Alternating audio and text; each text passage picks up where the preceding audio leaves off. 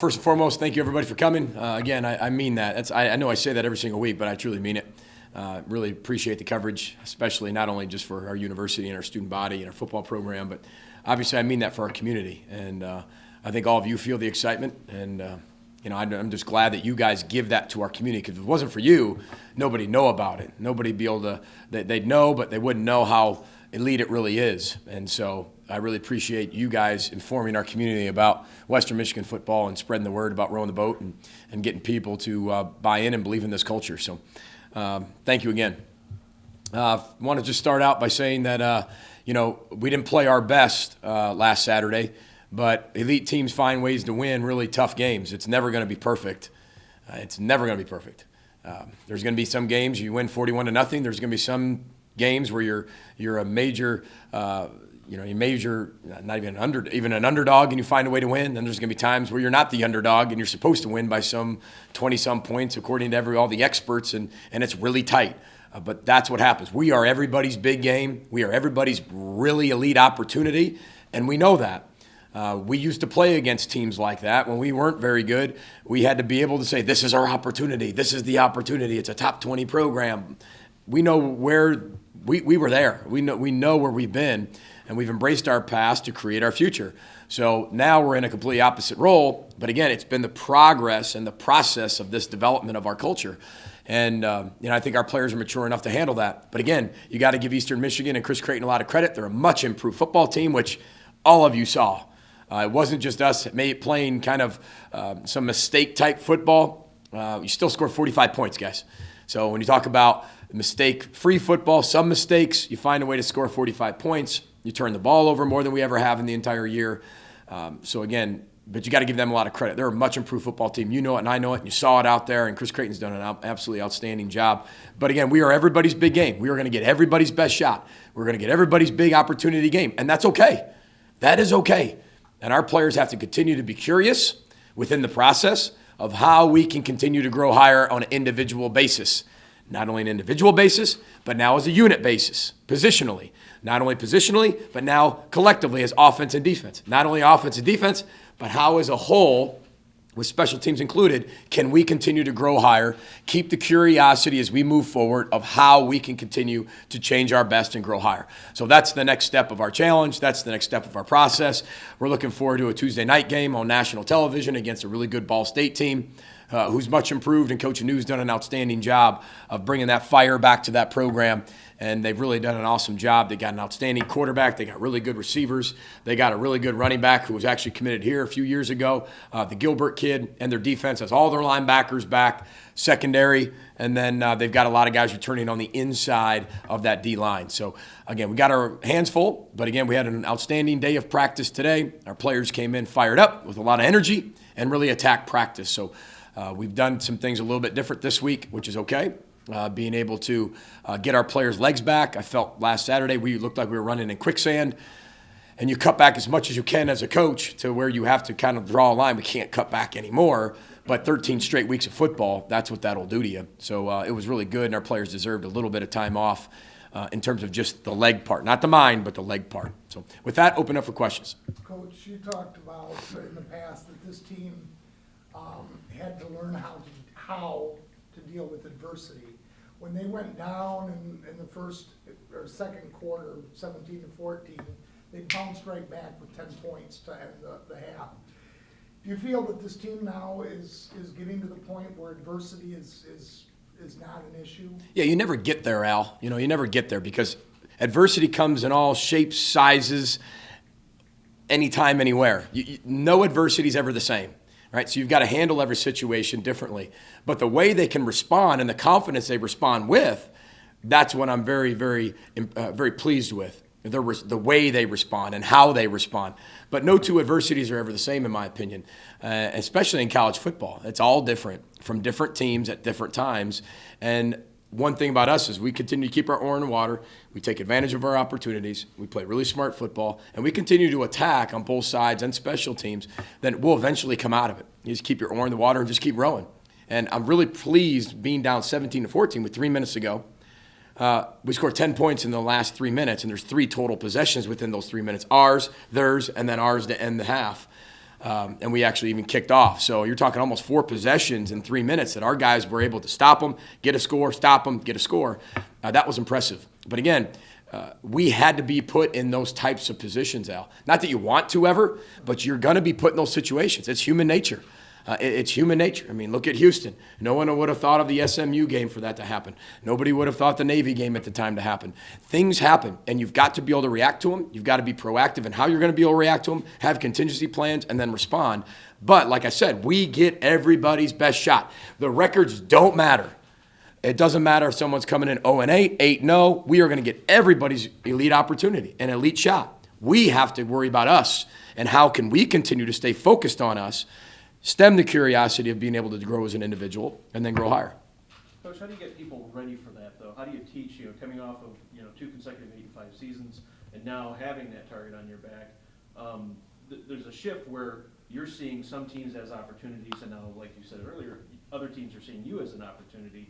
How do you change or transfer that in your players' minds? Yeah, that's a great question, Corey. You embrace your past to create your future. We have never built a wall up of all the negative and all the opportunistic disadvantages that we had in the past, ever.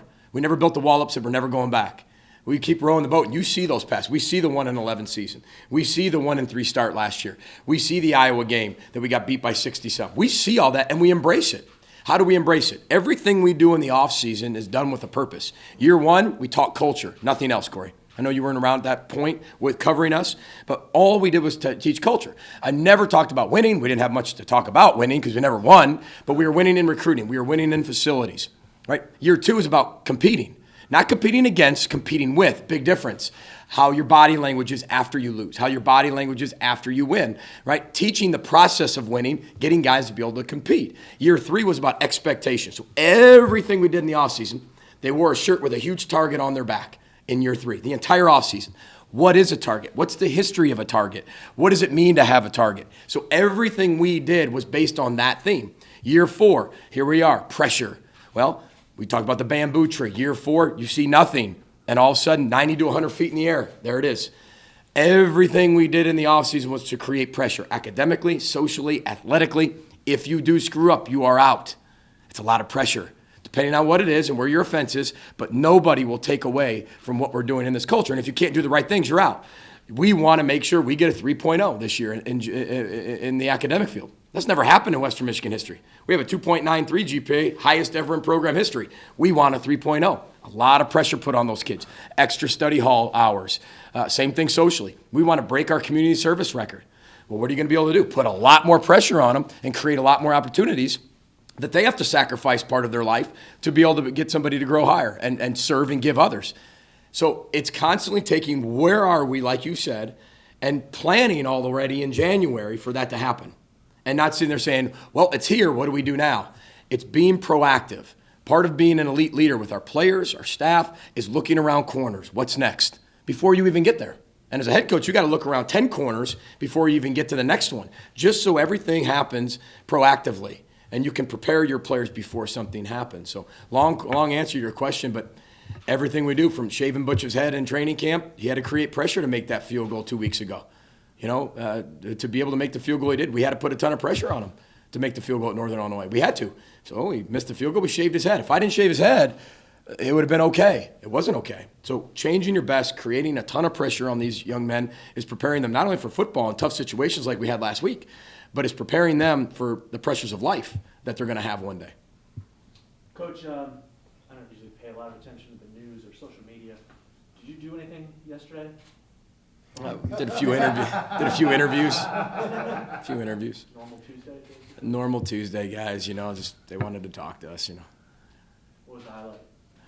I will say this. I think the highlight for me was being able to represent Western Michigan University, represent Kalamazoo, represent the Radisson and all of our restaurants and all of our people, even our local news and the media coverage that we have, representing every single person that has to do with Bronco athletics, our administration, past Broncos, current Broncos, future Broncos, and to be able to walk into one of the most unique environments I've ever been to in a media setting. I've never been to ESPN, but their headquarters is like a college campus.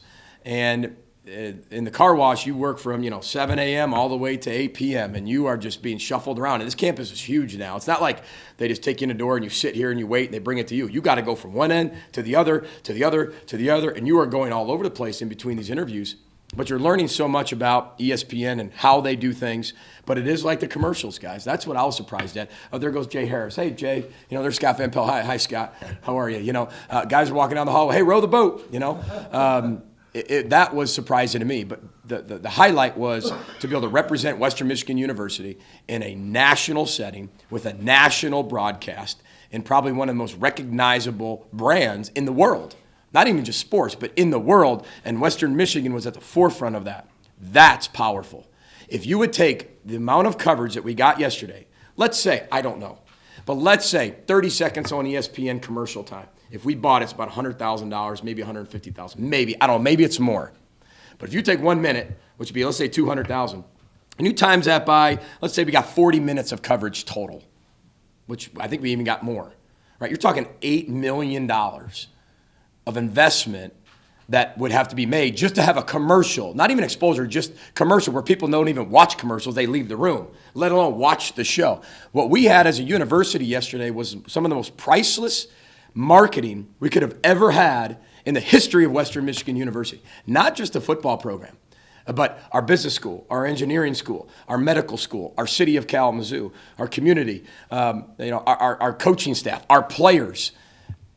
Powerful.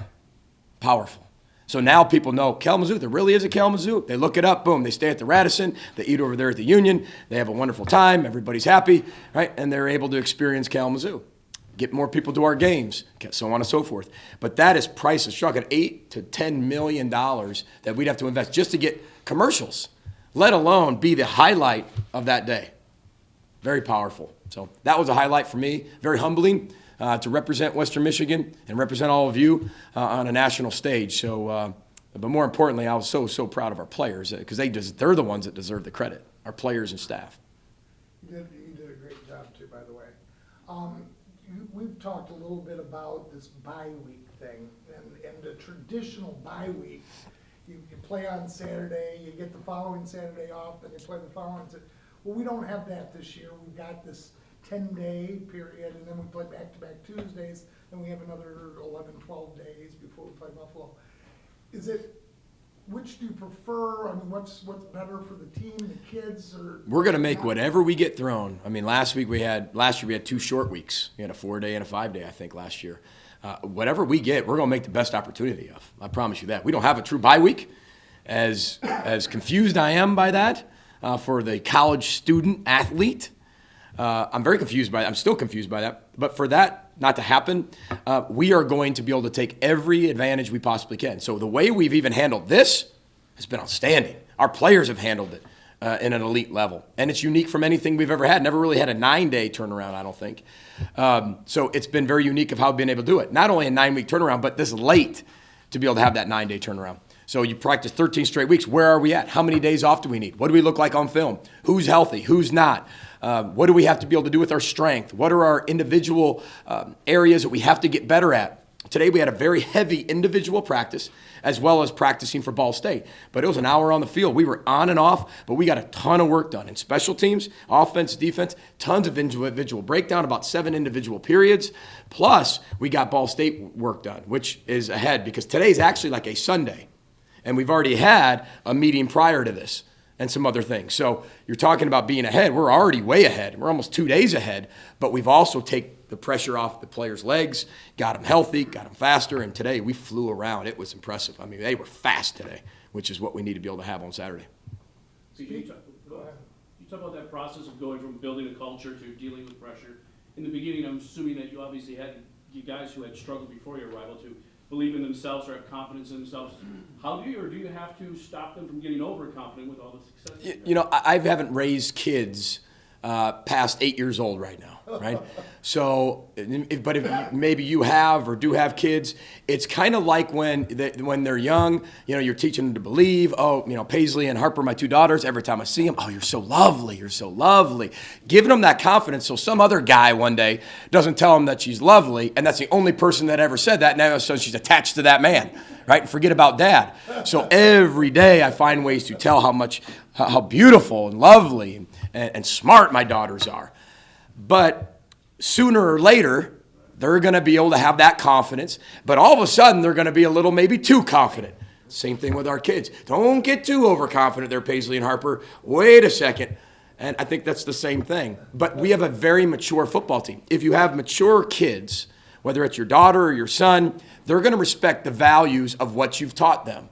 At least my experience in parenting and what I've been raised and how I've watched other people parent their kids. It's the exact same thing. We have a very mature football team that what they really have to do, I have to be at curfew by 9 o'clock, right? Daughters come back, they're back at 8:55. They respect the curfew that much because they're so much more mature. Where if they didn't, they'd come back 9:30. Yeah, Dad, just give me a few more minutes. They don't respect the culture. Our players understand, respect, and are very mature to handle those things. So as you continue to teach, it's got to be that true progression through the process of teaching how you have to be able to handle it. It goes back to Corey's question. But before it happens, you got to give them like, hey, here's what it could look like. Even before the year, we showed them what could happen.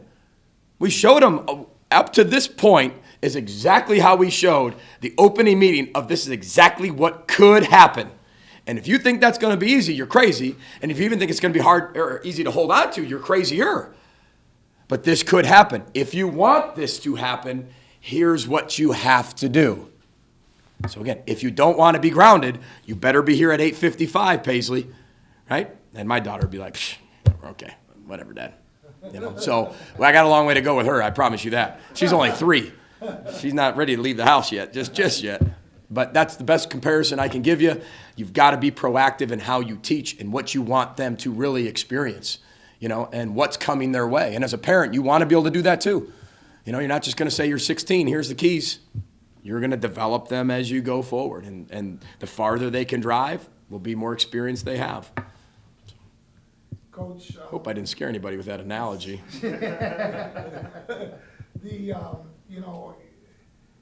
The upperclassmen seem to be just doing a really, really good job of also keeping the younger kids engaged in the culture and the how and everything else. Can you just speak to what it's like to have another 45, 50 coaches out there in your junior, senior class? I was told something a long time ago, and it's very simple. This is the biggest thing. There are no bad teams, only bad leaders. There are no elite teams, only elite leaders. That is true.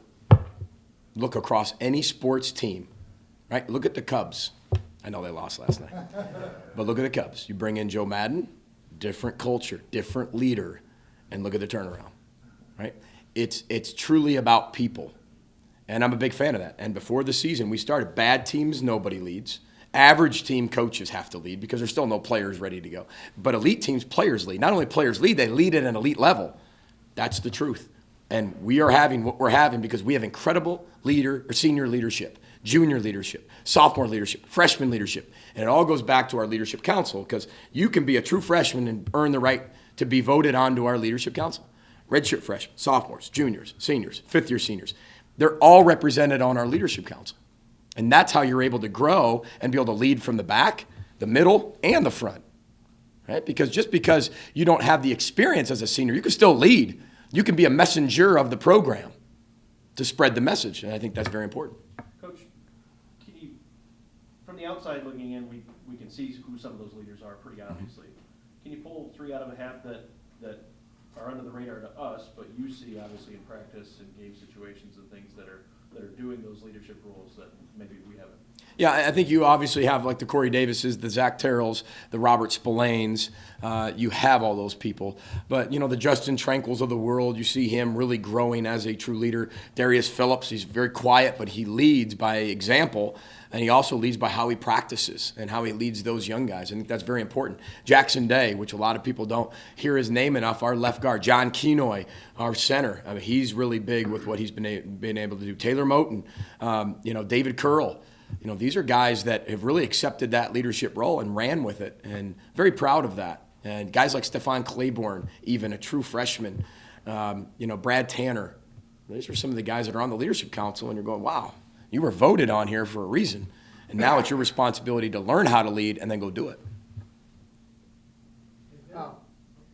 This is looking ahead, but we're undefeated, 8-0, nationally ranked, and of course it's all speculation. Do you see possibly a New Year's Six bowl offering? Speculation, rumors, I don't comment on. It's fun for all of you to think about. I think that's awesome for you. I'll never sit there and say, well, nobody should talk about it all you want. I think that's awesome. You should have the ability and the right to talk about those things here in Kalamazoo. I want you to. That's the point of this culture. Create that excitement and that energy and that culture to do it. But with inside our walls, including me, guys, that's like me picking a date to say, hey, when will the world end? Let's all flip a coin. Let's all pick a date. That's all speculation and rumors. There's nothing that I can do to be able to answer that. But that's fun for all of you, and that's what we're creating. But again, we take one game at a time, and we're looking at Ball State and Ball State only. But great question. What do you see out of Ball State? I tell you what, they're a very good football team. They play extremely hard. Coach New's got a lot of energy, fire, passion. You can see it in his players. He came over from the National Football League, so he's got a ton of knowledge, and you can see the way they play. They got a really good quarterback who we know, we recruited. He is a very good athlete, plus an incredible passer. They've got 3 really good receivers that they spread the ball around. They've got a back, Gilbert, who was committed here before. He was at Ball State here before he went to Ball State. The same year as Bogan. And very good tailback, very similar to Jamari. Their offensive line, they're a zone scheme, and they run it very well. And Gilbert can fit through a lot of small creases, very similar to Bogan. He can hit it. Small crease, he's gone. And then you look at their defense, and this is a better team than last year. And going into last year, we thought, at least on film, it was a better defense than what we faced up until that point. Now, we had a lot of success, and we played close to a perfect game. But their linebacking core is all back. They're all smart. They're all hard hitters. Defensive line, most of them are back, especially the inside guys that gave us some issues last year. And the back end, they've done a great job against the pass. So, again, they play hard on special teams. They have the how. We have an enormous challenge on Tuesday night, and our players understand that. You talked about this opportunity for the kids this couple of days to get to the racetrack. We've been pretty healthy through most of the year. We've had, Jamari was banged up, and some other kids banged up. But where do we stand health-wise? I know Levante, we haven't seen him. I'm kind of assuming that he's out. Yeah, we're still working. We'll see how he ends the year. We'll see if he's ever going to come back. But we got a lot healthier. I will say that. We got a lot healthier. I think Arno Reinberger and our training staff doing a tremendous job. Dr. Seitzma, Dr. Baker take care of our players tremendously. Dennis Corbin is always making sure our players are taken care of as well. So, especially Dan Nickel too. I mean, our strength is we're getting stronger as a football team as this season's gone on, which a lot of times you go down a little bit, but we've actually had a lot of progress in that department. So we are healthy. I would never say we're healthy because I don't think anybody is at this time of year, but we're getting most of our players back to as close as you can to 100%. You got it, guys. Roll the boat. Thanks.